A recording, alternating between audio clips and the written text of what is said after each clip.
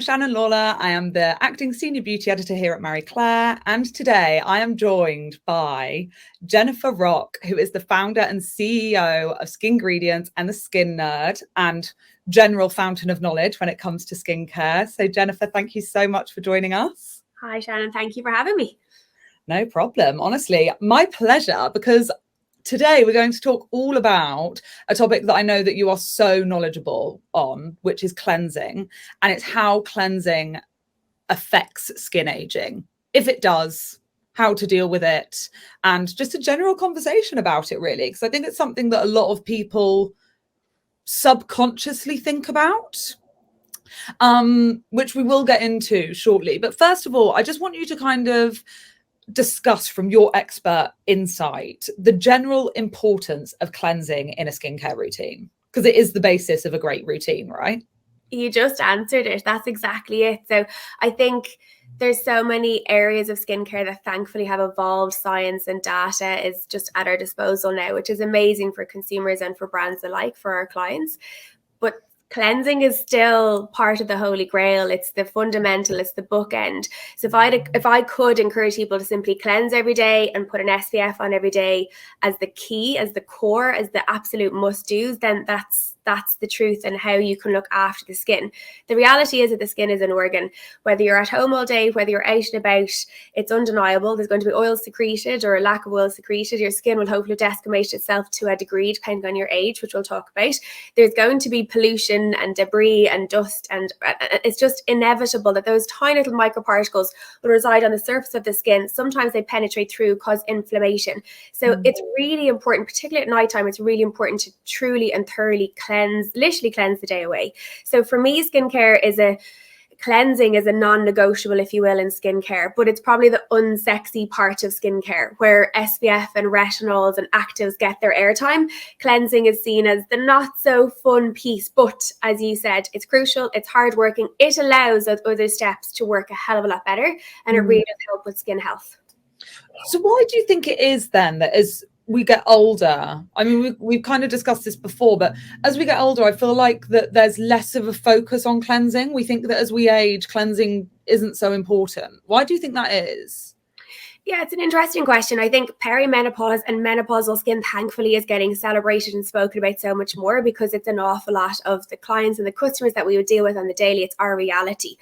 But within that, what gets a lot of airtime is barrier repair, so ceramides and hydrating and antioxidants, or retinols, really upping the ante to ensure that the skin is, I suppose, accelerated, whether it's turnover, pigmentation, and we know that the plethora of reasons why we should consider vitamin A and retinol and many other ingredients.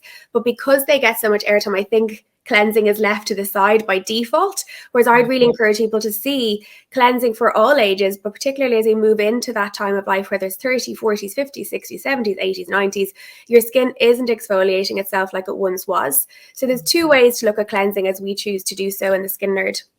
And that's what we call pacifying cleansing, which is essentially your hydrating, creamy based TLC type cleansers, and then complementing that, like the yin to the yang, with your active cleansers, which will be the ones that probably get a little bit more, probably discussed a little bit more, which are your acids, be it your beta hydroxy acid, your alpha hydroxy acids, your polyhydroxy acids. So I believe in the double prong approach of cleansing, not necessarily just double cleansing, but ensuring that I have within my toolkit the both aspects. So one will really look after the health of my skin, the barrier, calm it, remove the day, and the second one I'll use occasionally, maybe every second or third night, to really accelerate whatever particular skin condition it is that I'm trying to look at. And when we get to 30, 40, 50, 60, because it's subjective as to what mature or older is, right? But from 25 onwards, we know from an anatomy and physiology perspective, our skin isn't exfoliating itself like it was. So we would class mature or aging skin as the 25 plus. And for that age group and all age groups, it's really important that we cleanse to get the best benefit from the following serums. Why do people, I suppose, the key question is, why do people not value it, or why is it not spoken about?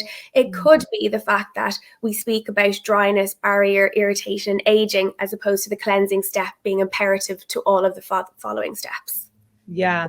And I think that's really the crux of it, isn't it? So why, when it comes to cleansing and people falling away from it a bit as they get older, where is that kind of what's that grounded in, and where does that come from? Why is it that people associate cleansing, particularly that kind of harsher cleansing, not the moisturizing one that we spoke about, and then accelerated skin aging?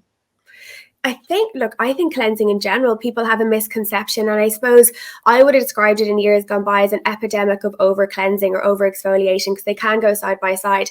I think psychologically, when you look at Mintel, they say that 75% of women, particularly globally, feel better in themselves when they have a skincare regime, but the education that needs to come with it is paramount. And when we talk about cleansing, there's that need to feel at times that squeaky clean, really taut, tick the box of really taking the day away sensation, or in the morning you get up and you cleanse the skin and you want to feel like really clean, so your makeup or SPF will adhere really well. The disadvantage with that is that you are by default then disrespecting the skin as an organ. You're taking too much of the natural oils away. And interestingly, as we mature, we tend to know, and particularly as we head towards the menopausal state, our skin isn't secreting the same level of oil as it did when we were in our teens or 20s or even early 30s. So cleansing should be a double-pronged approach. And what I mean by that is it's a give and take. So Shannon, you and I know each other. If I took from you constantly, you'd no longer be my friend, right? So we need to make sure that we're always giving and taking in any relationship in life, and the same premise applies to skincare. So as you age and the oil perhaps is secreting slightly less, different consistency, different triggers to it, we need to make sure we give back. But we also want to make sure we take away the day and then set our skin up for the serums and all the sexier parts of skincare. But if you don't cleanse the skin properly, you're just not going to get those same results. So 60 seconds, nipples up is always what we say. Not trying to be crude, but if you think about it, a majority of our tops, your neckline today, most of our necklines, unless it's literally polo neck season, which we're probably in, it really is important that you cleanse everywhere that the day your skin is exposed to throughout the day. So nipples up, 60 seconds, give and take is ultimately the key goal for cleansing from 30 onwards. You've just summed up cleansing in literally a couple of minutes. You've done it. Honestly, Jennifer, thank you so much for joining us. And I mean, I've taken away a lot from that, because I am that person that likes to scrub my face clean and have it squeaky. And I know it's not good, but I do like it. So honestly, thank you so much for joining us, Jennifer. You've been a dream as always. And thank you guys for tuning in. Thank you. Absolute pleasure. All I'd say is ask yourself, are you cleansing thoroughly? Are you cleansing and taking your product off? And if you are, 365, ideally AM and PM, then you really are on the right track to cleansing your skin and respecting it as an organ.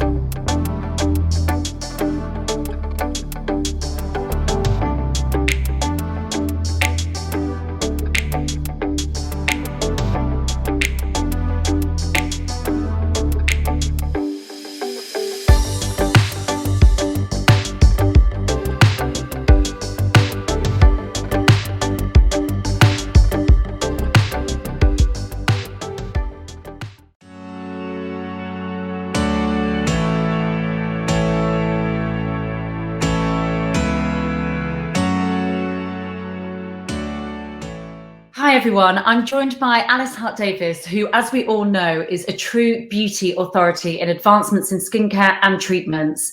Always honest and realistic, Alice knows what works and what doesn't, and where we should be spending our money. Alice, thanks so much for joining me today. So firstly, are the effects of a good moisturiser the results that people want to see the most in their skin, would you say? Do you know, I think they are. I feel we can often forget moisturizing in the sort of excitement of all the other ingredients we have coming through at the moment. You know, it can all be about acids or hydrating serums or protecting stuff or retinoids at the other end of the day. But if we don't moisturize, our skin is really missing out, because that's what's going to give us the plumpness, improve the skin barrier, really seal in that hydration. Once we do that, you know, the skin cells look that bit smoother, they reflect the light better, and that's really what we want to see in our skin. And can you see long-term benefits with moisturizers? You absolutely can, but you do need to keep using them. Maintaining that skin barrier is key, and this is something everyone's been talking about a lot in the past couple of years, simply because over lockdowns, many people got too gung-ho with all the acids and other actives that they were using, and that damaged the skin barrier. And I think we've all realized we need to rein it back and to keep the moisturizer really going, because it will have long-term benefits. You know, skin that is better hydrated wrinkles more slowly in the long term. You know, that's a well-established fact. So even from simply that point of view, it's very well worth continuing with the moisturization. Yeah, cool. And this is a really interesting question too. If you're looking into the future, what would you say the solutions for skin hydration and moisturization will look like? I would think we probably want some newer add-on ones, because we all know about hydrating serums. We all know about moisturizers. They're part of the absolute basic sort of the cleanse, tone, moisturize idea is still there in the back of our minds for a lot of us. So what else could we do? And I think it's going to be things like supplements that can genuinely help build hydration in the skin. And by that, I mean things like collagen supplements, because those have been shown to improve the collagen formation in the skin. If your skin is firmer and has more collagen, it can hang on to water better, so the hydration is better.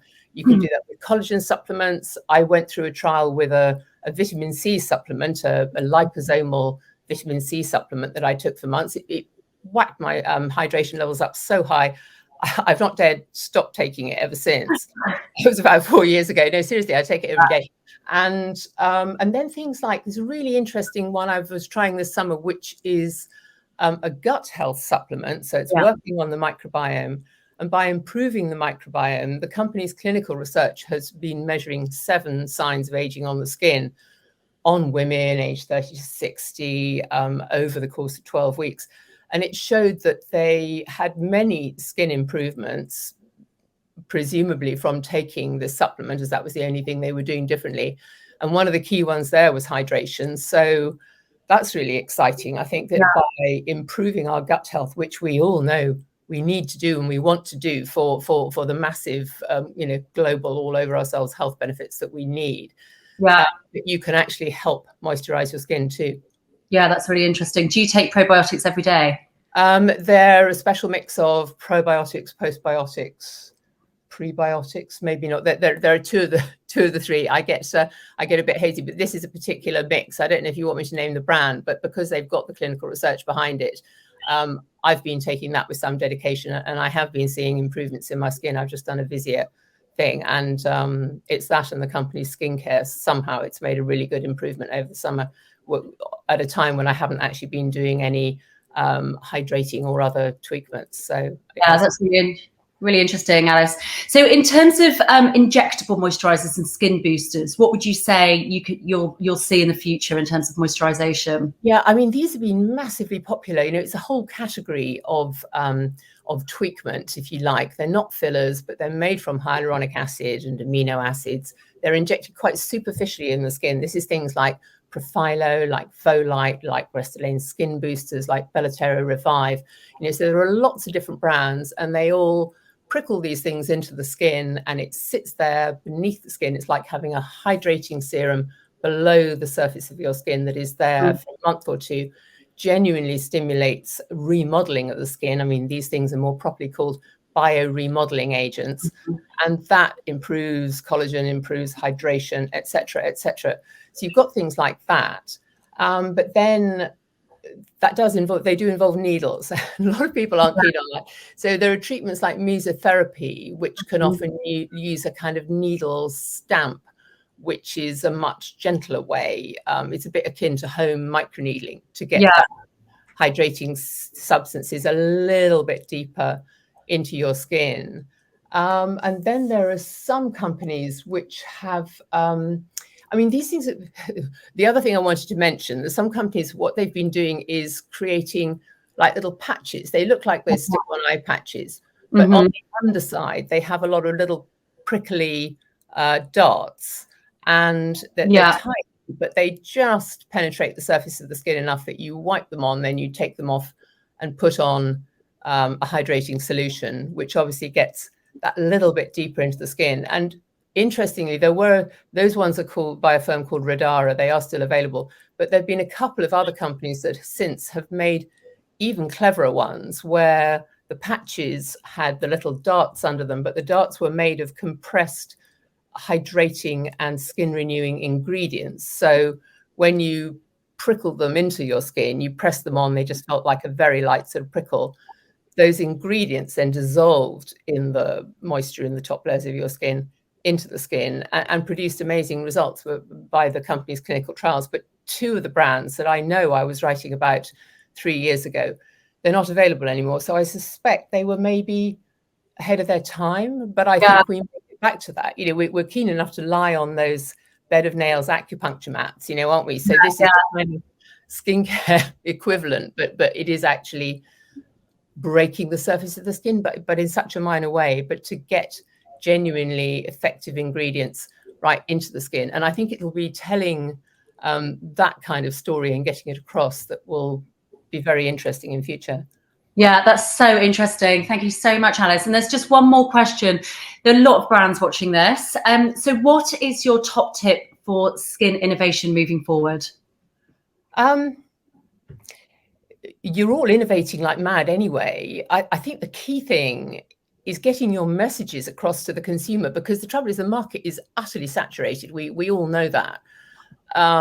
Journalists like myself are confused by trying to work out the difference between one product and another. Formulators are confused. You know, how confused the consumer is, I dread to even think. So where you will really, it's not innovating in terms of product, but where you can really cut through is by telling a story that will engage that consumer and make them understand and trust your brand. I think that's where the cut through comes, because I feel often brands are talking at this level about their stuff. They've got a story of various lines, maybe it's ingredients, maybe it's sustainability, whatever, and the consumer's hearing something along here. So it's absolutely passing like ships in the night.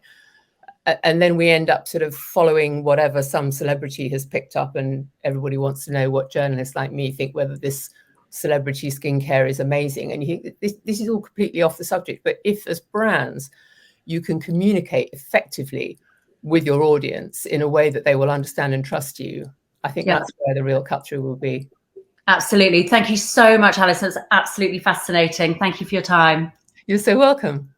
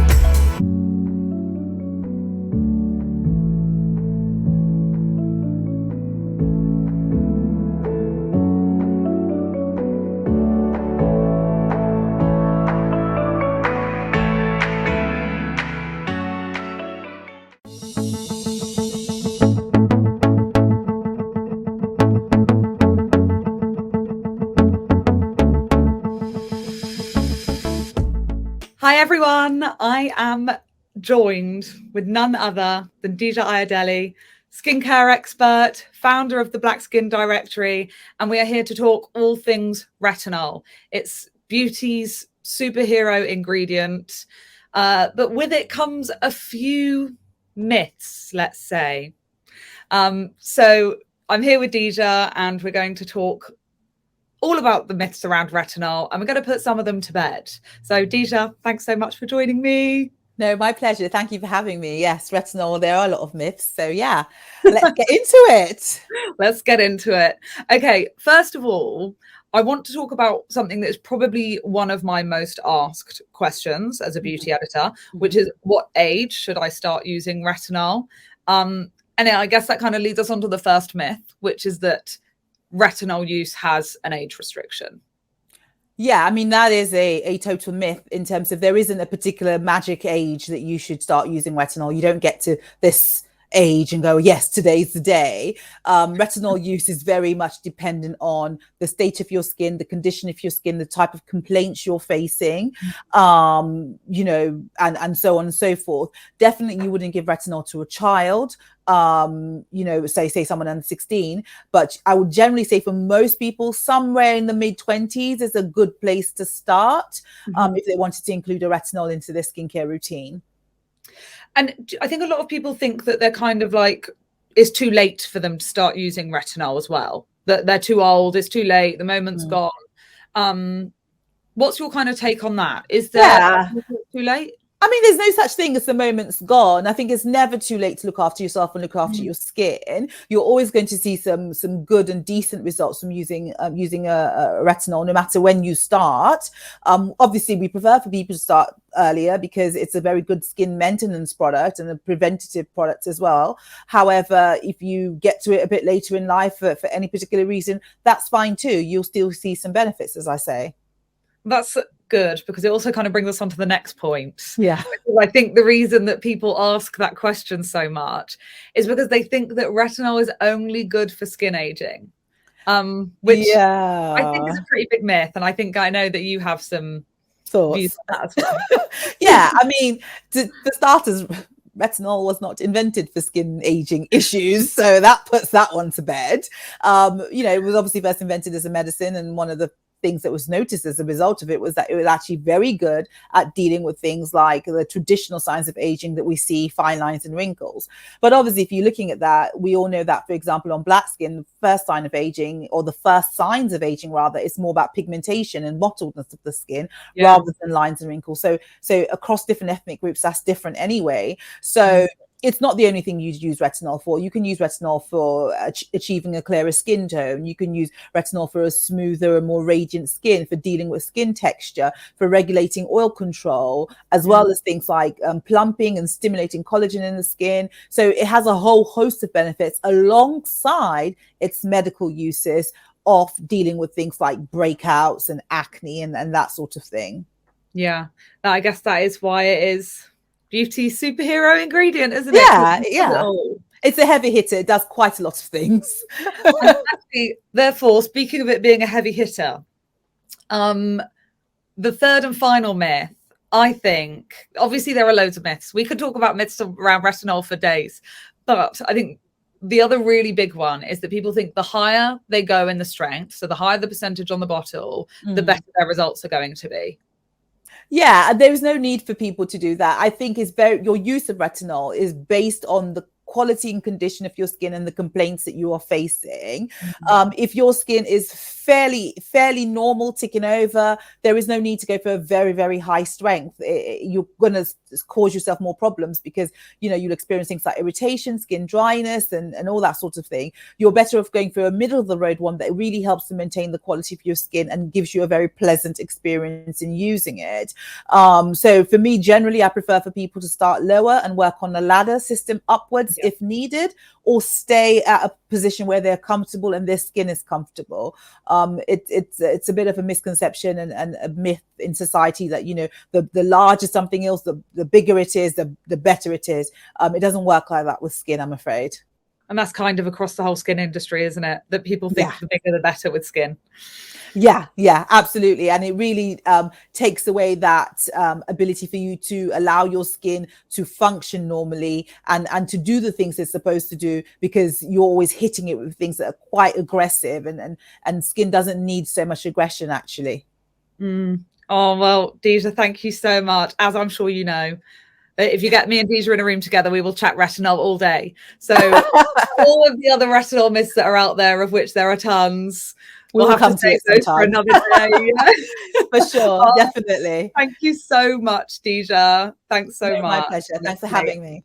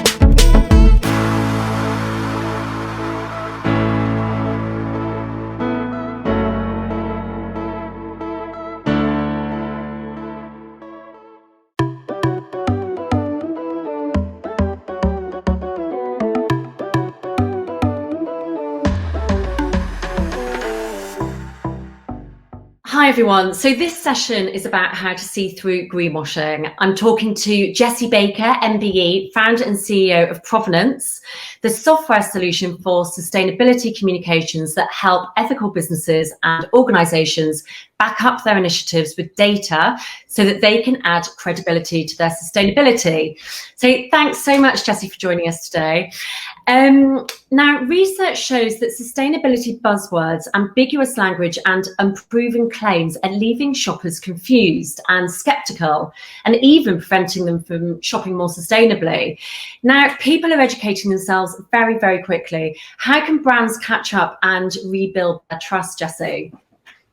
Thanks for having me, Lisa. Yeah, absolutely. So I can totally back that up. We've just released some research that actually showed that 90% of consumers are considering sustainability when they're buying a beauty and wellness product, which is great to see. But yeah, staggering 79% had difficulty trusting brand sustainability claims. So there is a disconnect.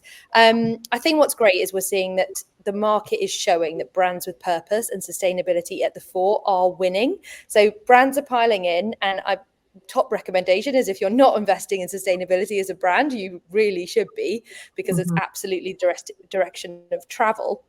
But I think if brands want to catch up, they have to think about it in a slightly different way. Firstly, holistically. So sustainability isn't just about creating a vegan product or changing your packaging. You do need to think about the full package. And there can be some quite quick wins, actually, for brands. If they jump in and look at things like their carbon footprint of their HQ, you can start to make some kind of climate-related claims and even leapfrog other brands that haven't got there yet. So it's all to play for. But yeah, there's definitely some work to do on the brand side. Yeah. And there's also greenwashing that is without a doubt misleading. So how do you think brands should address cynicism about their green claims? Well, I think they should take it seriously. The reality is this isn't just the press that are calling out brands for greenwashing. There are rules and regulations now. The Competition and Markets Authorities put out some very clear guidance through their Green Claims Code, and we're seeing similar things happening all over the world, in the EU, in the US, and other parts of the world. So I think brands really need to make sure they are meeting those requirements, to ensuring their claims come with evidence and to back up what they're saying, that they're avoiding jargon. So there's some quite clear guidance on what to do, and Provenance is working with brands to really help make that as easy as possible. But it also means they've got to be quite careful with how they communicate, not just in how they make claims, but also in how they talk about progress, kind of storytelling, whether that's through Instagram or TikTok, how they present their sustainability efforts. We need to be quite careful with. So making sure that it's honest, it's authentic, and not presenting the truth in a way that could be misconstrued. What are some of the most popular sort of common greenwashing claims, would you say? Well, the classics are like lots of green leaves and then saying like eco or, sustainable design, or even saying your product is sustainable, which is insane. Like, unless it's really, really, really very difficult for a product to actually be sustainable. So yeah, it's that fluffy language that we see the most, and that's an area that brands can absolutely change. They just need to talk about facts rather than fluff. Yeah, and it's the logos as well that they're sort of designing themselves. Definitely, yeah. So sustainability matters obviously to consumers now, but do you think transparency then from the brands matters just as much? So if a brand's packaging might be far from perfect, like we were just saying, nobody can be sustainable, but address it, own it, and explain why. Do you think people would appreciate that? Yeah, definitely. I think we are going through a sort of transition in what we're expecting from a beauty and wellness brand, from the day, back in the day where it was perfection, we're going to make you look like a supermodel, everything's perfect, to actually, brands are just businesses aren't perfect. And I think we're expecting a lot more honesty, a lot more openness, a lot more transparency, quite frankly, in what's going on inside an organization, not just what they're presenting to the outside world. So yeah, I guess from my point of view, I really see shoppers looking for more facts, looking for more data, but then also just looking for more openness and honesty, whether that's related to the efficacy of the product. So, we're really seeing increasing amounts of brands proving claims around clinical testing, scientific testing, but on sustainability, perfection is impossible. So you have to sprinkle on just like a good dollop of kind of authenticity when you're talking about your sustainability efforts, because the reality is pretty much every single brand has got a long way to go. So I think we'll see that trend increasing as brands kind of embrace sustainability more and more and kind of want to weave that into their story. Yeah. So what's your top tip then for a brand, but also for a person looking to shop more sustainably? Yeah, so for a brand, I'd say just make sure you and everyone in your organization has got some basics on sustainability. We often joke that sustainability is a bit like the new digital. Like back in the day, there used to be like people that worked in digital. Now that's ludicrous. Everyone works in digital. Sustainability is similar, right? It's like today there's people that are like sustainability managers, but the reality is everyone's got to have sustainability sprinkled into their role. So as a brand, I would make sure you're kind of embracing it, because you're seeing a generation of shoppers that are coming through very quickly that care about this. And then on the shopper side, yeah, I think it's just get savvy and ask questions. I think show your support to brands that are making change. It's difficult as a company to change behavior and invest in sustainability, and it's expensive. So, try not to criticize, but yeah, ask the questions. Jump on Instagram, ask brands questions where you want to see better behavior or kind of more focus on sustainability, because without us talking about it, sustainability won't become mainstream, and that's where it needs to be if we're going to create the change we need to see. Yeah, amazing. Thank you so much, Jessi, for your expertise. It's really interesting. Thank you. Thank you. Thanks, Lisa.